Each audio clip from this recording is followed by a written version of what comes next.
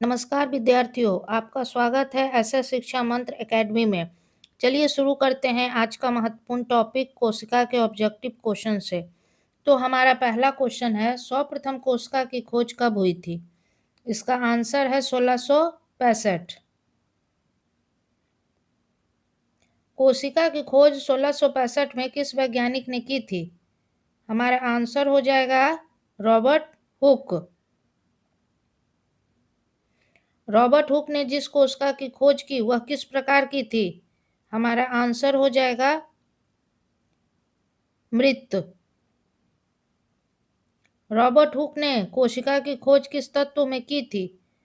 हमारा आंसर हो जाएगा कॉर्क। रॉबर्ट हुक द्वारा खोजी गई कोशिका की रचना किस प्रकार की थी?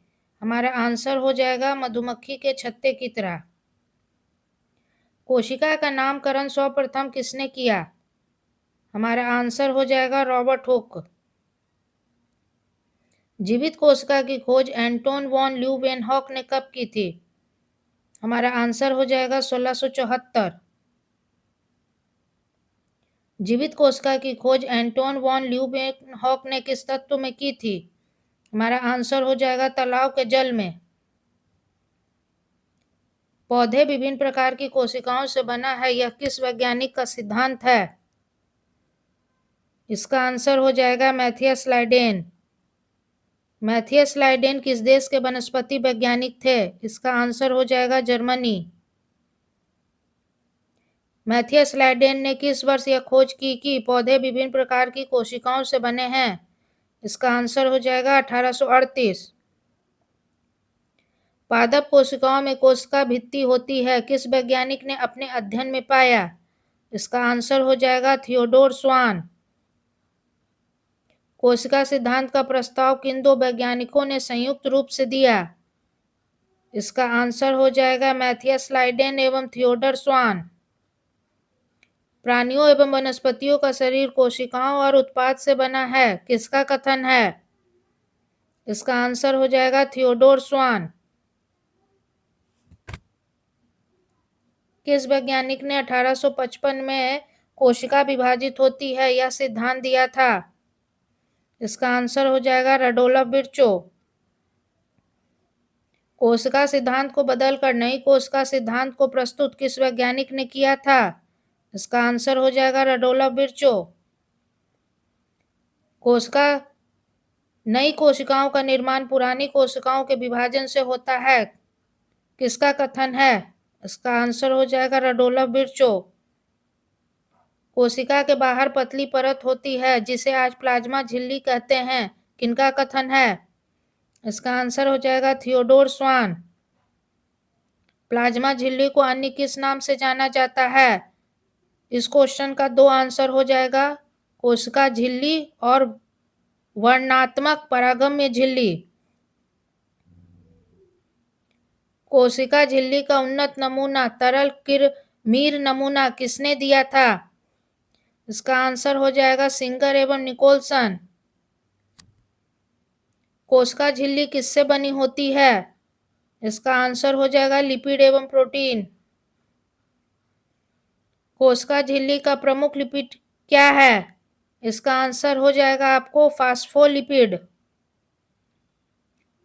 कोशिका झिल्ली किस प्रकार की होती है? इस क्वेश्चन का आंसर दो है, तरल एवं जेली।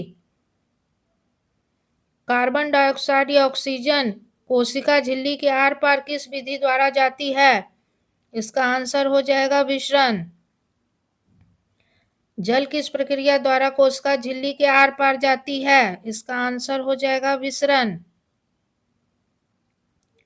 पौधे के जड़ या मूल द्वारा जल का अवशोषण किस प्रक्रिया द्वारा किया जाता है? इसका आंसर हो जाएगा परासरण।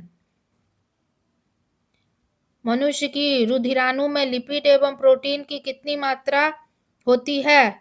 इसका आंसर हो जाएगा आपको प्रोटीन 52% एवं लिपिड 40%।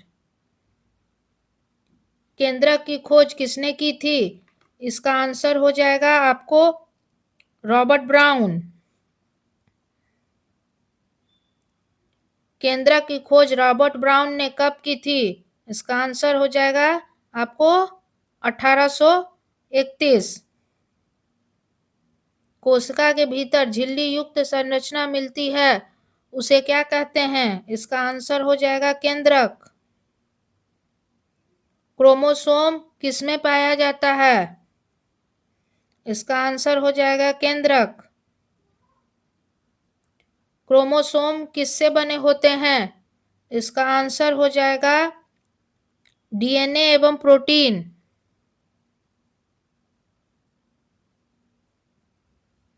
केंद्रक के किस भाग में डीएनए पाया जाता है? इसका आंसर हो जाएगा क्रोमोसोम। क्रोमोटीन नाम किस वैज्ञानिक ने दिया था? इसका आंसर हो जाएगा आपको फ्लेमिंग। किस कोशिका में झिल्ली युक्त केंद्रक होते हैं? इसका आंसर हो जाएगा आपको यूकैरियोटिक। किस कोशिका में झिल्ली युक्त केंद्रक नहीं होते हैं? इसका आंसर हो जाएगा आपको प्रोकैरियोटिक। कोशिका भित्ति किसमें पाया जाता है? इसका आंसर हो जाएगा पादप कोशिका। कोशिका भित्ति किसमें नहीं पाया जाता है? इसका आंसर हो जाएगा जंतु कोशिका। कोशिका भित्ति किससे बने होते हैं? इसका आंसर हो जाएगा आपको सेल्यूलोज। कोशिका में स्थित तरल जैविक पदार्थ को क्या कहते हैं? इस क्वेश्चन का आंसर है जीव द्रव्य। कोशिका में स्थित तरल जैविक पदार्थ को जीव द्रव्य नाम किसने दिया था? इसका आंसर हो जाएगा जेई पुरुकंज। जीव द्रव्य का निर्माण कैसे होता है?